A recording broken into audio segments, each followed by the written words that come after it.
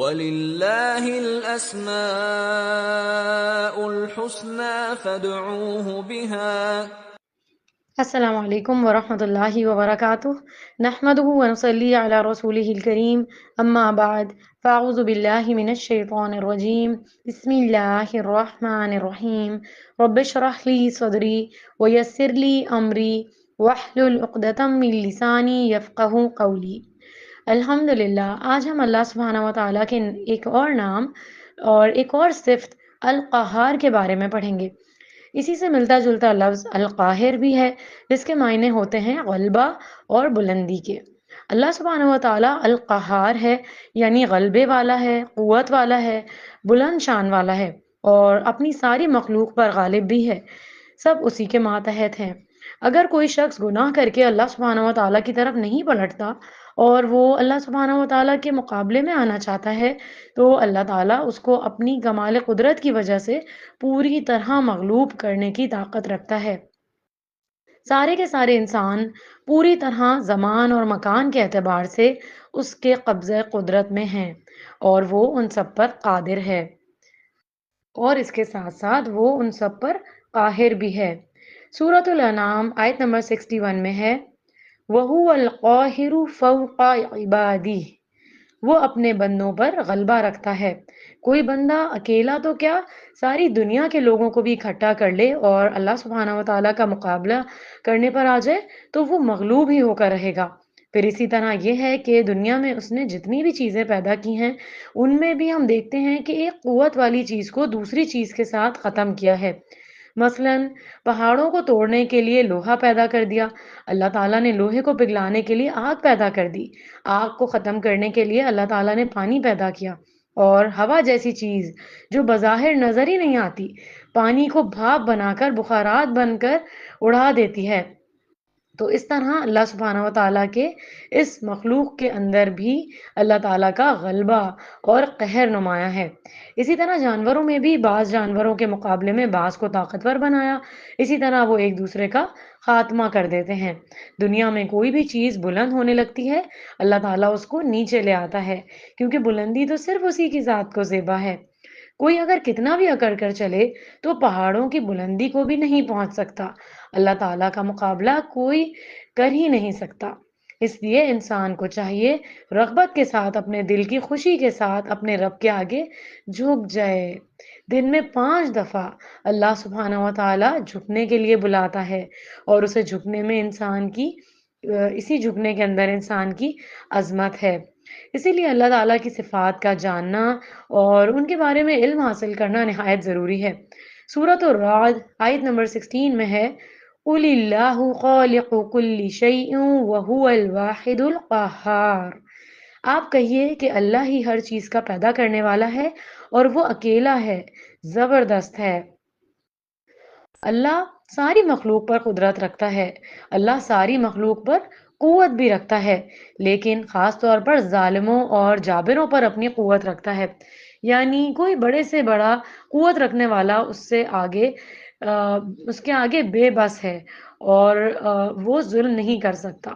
جہاں وہ ایک طرف اللہ الرحمن اور رحیم ہے، جہاں وہ الغفور اور الغفار ہے، وہاں دوسری طرف القاہر اور القہار بھی ہے۔ قرآن مجید میں پچھلی قوموں کی تباہی اور بربادی کا ذکر آتا ہے تو اللہ تعالیٰ کی یہ صفت کھل کر سامنے آتی ہے کہ کس قدر قہر اور جبروت والا ہے۔ فرمایا، وَأَنَّهُ أَهْلَكَ عَادًا الْأُولَىٰ وَثَمُودَ فَمَا أَبْقَىٰ، اور یہ کہ اسی نے پہلے عاد کو ہلاک فرمایا اور سمود کو، تو کوئی باقی نہ چھوڑا۔ قوم عاد کی ہلاکت اللہ سبحانہ و تعالیٰ کے غلبے، قوت اور قہر پر دلیل ہے۔ اللہ سبحانہ و تعالیٰ توبہ کرنے والوں کے لیے تو غفور الرحیم ہے، لیکن اگر کوئی توبہ نہیں کرتا تو پھر اللہ ان کو پکڑتا بھی خوب ہے، جس طرح قوم عاد کو پکڑا۔ اسی طرح قوم سمود کے نافرمانوں میں سے کوئی ایک بھی نہ بچا۔ پھر اسی طرح قوم نوح کو بھی، وہ زیادتی کرنے والے تھے، ظالم تھے، حد سے بڑے ہوئے لوگ تھے۔ پھر اسی طرح قوم لوط کو بھی، یہ کہا جاتا ہے کہ قوم لوط کو زمین سے اوپر تک اٹھایا گیا اور پھر اوپر لے جا کر ان کو زمین پر واپس دے مارا گیا۔ یعنی زمین پر واپس گرایا گیا۔ پھر اسی طرح دنیا میں جو بڑے بڑے ظالم آئے ان کا انجام برا ہوا، جیسے فرعون کا انجام۔ انسان کو اس انجام سے ڈرنا چاہیے۔ دنیا میں اگر کسی بھی وجہ سے اللہ تعالیٰ کسی انسان کو کوئی بھی طاقت دیتا ہے، خواہ وہ مال کی ہو یا علم کی، یا کوئی حکومت ہے یا اقتدار ہے یا اتھارٹی ہے، یا کسی بھی چیز کی کوئی اور پاور اس کے پاس ہے، تو اس بنا پر وہ یہ نہ سمجھے کہ وہ اللہ سبحانہ و تعالیٰ کے مقابلے میں طاقتور ہو گیا۔ ہو سکتا ہے اسے چند انسانوں کے اوپر کچھ غلبہ حاصل ہو جائے اور وہ ان پر اپنے غلبہ جتانے کے لیے ظلم بھی ڈھانے لگے، لیکن ظلم کرنے والے زیادہ دیر تک پنپ نہیں سکتے۔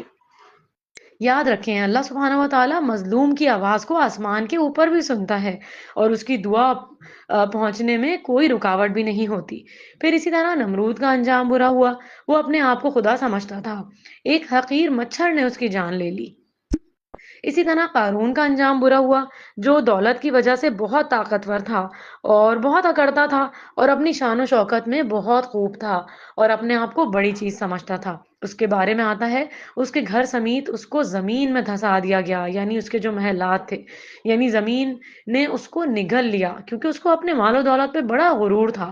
وہ کہتا تھا کہ یہ سارا میں نے اپنے علم سے جو ہے نا وہ کمایا ہے، اپنے بلبوتے پہ کمایا ہے، تو ایسا تو نہیں ہو سکتا، اللہ تعالیٰ کے اذن کے بغیر تو کسی کو کچھ نہیں مل سکتا۔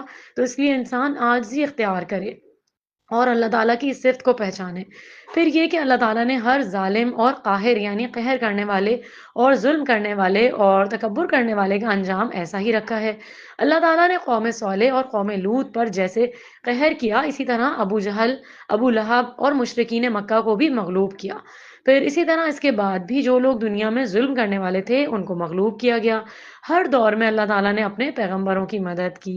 ہر قوم کو اللہ تعالیٰ نے ایک وقت دیا اور ان کو اس وقت میں آزادی استعمال کرنے کا موقع دیا، یعنی ان کو نعمتیں دیں، آسائشیں دیں اور آزادیاں دیں، لیکن ڈپینڈ کرتا ہے کہ کس نے اس کا فائدہ کس طرح سے اٹھایا۔ اللہ تعالیٰ کا شکر کر کے اللہ تعالیٰ کے بتائے ہوئے طریقے پر انسان چلا، یا پھر اس نے ناجائز فائدہ اٹھایا اور ظلم ڈھایا باقی سب پر۔ تو سب کا انجام ہمارے سامنے۔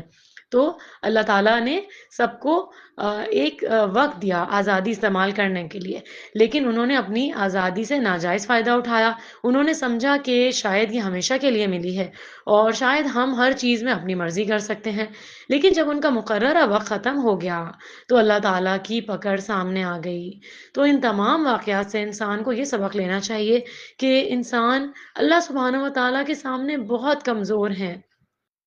سورۃ النساء آیت نمبر 173 میں آتا ہے وَأَمَّا الَّذِينَ اسْتَنكَفُوا وَاسْتَكْبَرُوا فَيُعَذِّبُهُمْ عَذَابًا أَلِيمًا وَلَا يَجِدُونَ لَهُم مِّن دُونِ اللَّهِ وَلِيًّا وَلَا نَصِيرًا۔ جو لوگ اللہ کے آگے نہیں جھکے اور اکڑے رہے، یعنی اپنی کسی بھی خوبی یا کسی بھی دنیاوی نعمت کی وجہ سے اپنے آپ کو بڑی چیز سمجھا، تو وہ انہیں دکھ دینے والا عذاب دے گا، اور وہ اپنے لیے اللہ کے سوا کسی کو بھی حامی اور مددگار نہیں پائیں گے۔ تو حقیقت یہ ہے کہ دنیا کی کوئی بھی نعمت جس کی وجہ سے انسان اکڑتا ہے، حقیقت میں وہ انسان کو آزمائش کے طور پر دی گئی ہے اور چند دن کے لیے دی گئی ہے۔ پوری تاریخ انسانی پر غور کریں کہ کیا کسی کے پاس بھی کوئی طاقت یا نعمت ہمیشہ کے لیے رہی؟ ہرگز نہیں۔ یہ تمام چیزیں ایک محدود عرصے کے لیے انسان کو دی گئی ہیں۔ یہ ایک امتحان ہے، لیکن انسان عام طور پر طاقت حاصل کرنے کے بعد بھول جاتا ہے اور پھر بندوں پر ظلم کرتا ہے، اور بعض اوقات اللہ سبحانہ و تعالیٰ کے سامنے بھی جھکنے سے بھی انکار کر دیتا ہے۔ لیکن ہمیشہ ظلم کرنے والوں کا انجام برا ہوا، اس سے انسان کو ڈرتے رہنا چاہیے۔ نبی کریم صلی اللہ علیہ وسلم کے جتنے بھی دشمن تھے، خواہ ابو جہل تھا یا دوسرے لوگ تھے، ان کا انجام برا ہوا۔ جو لوگ حق کے مقابلے میں اکڑتے ہیں اور ظلم پر اتراتے ہیں اور اپنی غلطی سے توبہ نہیں کرتے اور اپنی غلطی سے باز نہیں آتے، وہ دنیا میں بھی برے انجام سے دوچار ہوتے ہیں۔ سیرت کے واقعات ہمیں بتاتے ہیں کہ جس نے بھی اللہ سبحانہ و تعالیٰ کا مقابلہ کرنے کی کوشش کی یا آپ کے حبیب صلی اللہ علیہ وسلم کا، وہ دنیا میں بھی ذلیل اور رسوا ہوئے۔ پھر اسی طرح یہ ہے کہ القہار جو کثرت قہر کرنے والا ہے، یعنی جب جب کوئی ظلم کرتا ہے تو اللہ تعالیٰ اس کو پکڑ لیتا ہے۔ اس کے بارے میں اللہ تعالیٰ عمومی طور پر بھی انسانوں کو خبردار کرتا رہتا ہے، ڈراتا رہتا ہے اور فکر کرنے کی دعوت دیتا ہے۔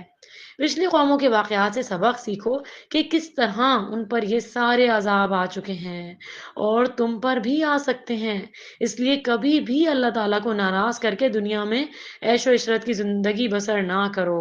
یعنی اگر کوئی عیش و عشرت اللہ تعالیٰ کو ناراض کر کے حاصل کیا جا رہا ہے تو وہ اصل میں سزا ہے، وہ دنیا کی نعمتیں نہیں ملی ہوئی، وہ اللہ تعالیٰ کی ڈھیل ہے جو اللہ تعالیٰ نے دی ہوئی ہے کہ جب اللہ تعالیٰ کسی سے ناراض ہوتا ہے تو بعض دفعہ اس کے اوپر نعمتوں کی کثرت بھی کر دیتا ہے۔ نعمتیں ہمیشہ اللہ تعالیٰ کی رضا کا سبب نہیں ہوتی، یعنی اللہ تعالیٰ کی رضا کا ہی ثبوت نہیں ہوتی کہ اللہ تعالیٰ ہم سے راضی ہے، وہ اس چیز کا بھی ثبوت ہوتی ہیں کہ اگر ہم اللہ تعالیٰ کی نافرمانیاں کر رہے ہیں، اللہ معاف کرے، تو وہ سزا کے طور پر بھی مل سکتی ہیں، اور وہ نعمتوں میں اللہ تعالیٰ جو ہے وہ کثرت بھی ہمیں دے سکتا ہے کہ نعمتوں کی ایسی کثرت اور فراوانی ہو کہ جو اللہ تعالیٰ کی نافرمانی کے باوجود بڑھتی چلی جا رہی ہے تو وہ اللہ تعالیٰ کا عذاب ایک طرح سے۔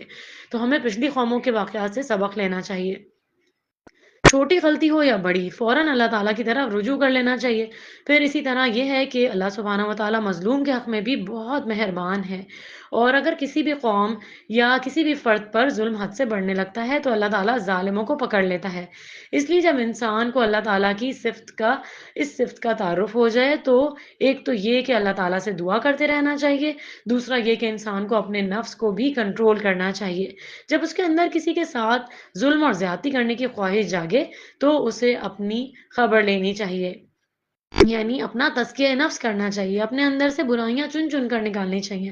اور یہ کیسے ہوگا؟ جب انسان علم حاصل کرے گا، اور کیسے ہوگا؟ جب انسان اپنے آپ کو بیڈ کمپنی سے، بری کمپنی سے بچائے گا اور اپنے آپ کو کنٹرول میں رکھنا سیکھے گا۔ اسی طرح یہ ہے کہ انسان شیطان کو بھی مغلوب کرنے کے لیے اللہ تعالیٰ کی مدد لے، کیونکہ بعض اوقات انسان اپنے نفس کو کنٹرول کر لیتا ہے تو شیطان ڈپریشن میں آ جاتا ہے، اور وہ بھی اللہ تعالیٰ کے کلمات اور اللہ تعالیٰ کے نام کے ساتھ انسان اللہ کی مدد سے ہی اس کو بھی مغلوب کر سکتا ہے۔ اسی طرح اپنے اندر سے غیظ و غضب اور قہر اور غصے والی کیفیات کو نکالنے کے لیے اپنے سے کمزور لوگوں کے ساتھ خصوصی شفقت کا معاملہ کرنا چاہیے، یتیم کے سر پر ہاتھ پھیرنا چاہیے، مظلوم کی مدد کرنی چاہیے۔ یعنی اگر ہم چاہتے ہیں کہ اللہ تعالی ہماری مدد فرمائے تو ہمیں غریبوں، کمزوروں، مظلوموں، بیماروں اور تکلیف میں مبتلا لوگوں کی مدد کرنی چاہیے، اور اگر کوئی شخص مظلوم کی مدد نہیں کرتا تو اللہ تعالیٰ اس کی مدد نہیں فرماتا۔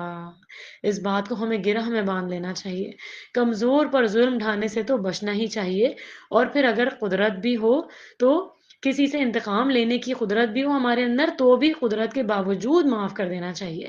اللہ تعالیٰ کو یہ زیادہ پسند ہے بدلہ لینے سے، اور جو شخص بدلہ لینے کی طاقت رکھتا ہو اور پھر معاف کر دے، ایسا شخص اللہ کے مقرب بندوں میں شمار ہوگا، اللہ تعالیٰ کا محبوب ہوگا، کیونکہ اللہ تعالیٰ معاف کرنے والوں سے محبت رکھتا ہے۔ تو اللہ تعالیٰ سے دعا ہے کہ اللہ تعالیٰ ہمیں اپنے اس نام کی، اپنی اس صفت کی صحیح معرفت بھی عطا کرے، اور ہمیں توفیق دے کہ ہم اس کے قہر اور غضب سے بچنے والے کام کریں، اور اللہ تعالیٰ کو ناراض نہیں کریں، اور اپنے سے کمزور لوگوں کی مدد کرنے والے بن جائیں۔ اے اللہ ہم سب کی اس میں مدد فرما۔ وآخر دعوانا عن الحمد للہ رب العالمین۔ سبحانک اللہم و بحمدک، اشہد ان لا الہ الا انت، استغفرک و اتوب الیک۔ السلام علیکم ورحمۃ اللہ وبرکاتہ۔